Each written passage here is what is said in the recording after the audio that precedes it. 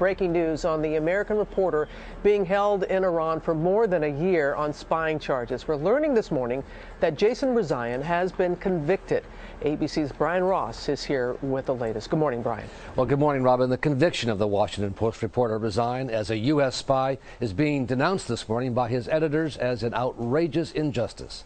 The announcement this morning on Iranian TV came after his arrest more than a year ago and a trial that was held largely in secret. Rezaian's crime seems to be that he was an American reporter, and a good one.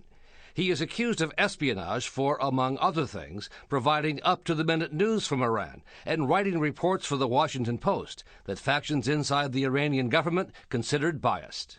He's innocent. He's an accredited journalist. He's been caught up in larger forces inside Iran. 6 weeks before his arrest, Rezaian talked about living in Iran with Anthony Bourdain of CNN. Look, I love it and I hate it, but it's home. Rezaian's only contact with the outside world has been with his Iranian wife and his mother, who told ABC News her son wishes he could be covering the news instead of being the news. Unfortunately, he's been in prison for the last year. He and his wife, who is also a journalist, have not been able to. As of this morning, Rezaian has been held longer than the hostages captured at the U.S. Embassy in Iran in 1979. For him now, 448 days.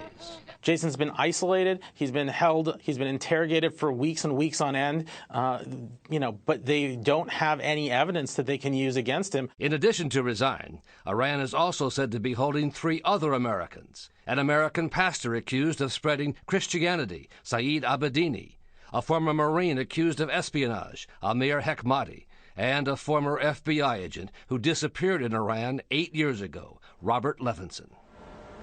The families of all 4 Americans were crushed when the recent U.S.-Iran nuclear deal did not lead to the release of their loved ones. But some family members tell us they've been told talks continue behind the scenes that could include a possible swap of prisoners with Jason Rezaian as a powerful bargaining chip. Robin, we'll George. See what happens.